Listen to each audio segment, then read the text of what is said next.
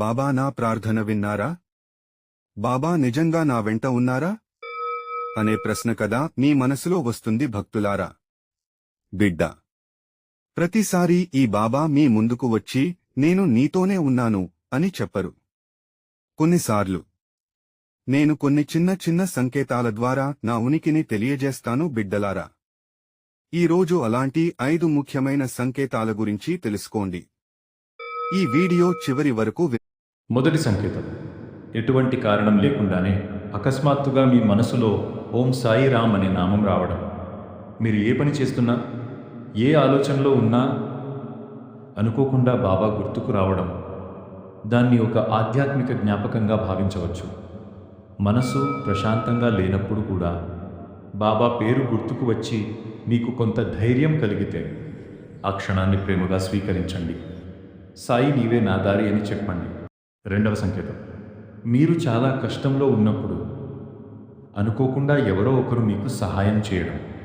మీకు అవసరమైన సమయంలో అవసరమైన మాట ఒకరి ద్వారా రావడం, లేదా మీరు ఊహించని ఒక అవకాశం మీ ముందుకు రావడం. ఇవన్నీ జీవితంలో సహజంగా జరిగే విషయాలే కావచ్చు. కానీ ఒక భక్తుడిగా ఆ సహాయానికి కృతజ్ఞతగా బాబాను స్మరించండి. ఎందుకంటే మన జీవితంలో మంచి జరిగితే ఇది నా వల్లే జరిగింది అని కాకుండా సాయి కృపకు ధన్యవాదాలు అని చెప్పడం భక్తుని లక్షణం. మూడవ సంకేతం, బాబా పేరు, బాబా ఫోటో లేదా సాయి మందిరం పదే పదే మీ దృష్టికి రావడం. ఒకరోజు బాబా గురించి ఆలోచిస్తాను, అదే రోజు ఎక్కడో బాబా ఫోటో కనిపిస్తుంది, మరొక రోజు సాయి నామం వినిపిస్తుంది. ఇలా పదే పదే బాబా మీ జ్ఞాపకానికి రావడం మీ మనసులో భక్తిని మరింత బలపరచడానికి ఒక అందమైన సందర్భంగా తీసుకోండి. అప్పుడు ఒక్క క్షణం ఆగి ఓం సాయి రామ్ అని స్మరించండి. నాలుగవ సంకేతం, సమస్యలు అలాగే ఉన్నప్పటికీ మీ హృదయంలో ఒక విచిత్రమైన ప్రశాంతత కలగడం. బయట పరిస్థితులు మారకపోయినా ఏదో ఒకటి జరుగుతుంది, బాబా చూసుకుంటారు అనే నమ్మకం మీలో పుట్టడం. ఇది చాలా గొప్ప విషయం. ఎందుకంటే భక్తి అంటే సమస్యలు ఎప్పుడూ రాకపోవడం కాదు, సమస్యల మధ్యలో కూడా ధైర్యంగా నిలబడే శక్తి రావడం. అదే బాబా స్మరణ ఇచ్చే గొప్ప బలం. ఐదవ సంకేతం, మీ జీవితంలో ఏం జరిగినా బాబా నన్ను వదలరు అనే నమ్మకం బలపడడం. అది వచ్చినప్పుడు మీరు భయంతో కాకుండా నమ్మకంతో నిర్ణయాలు తీసుకోవడం ప్రారంభిస్తారు.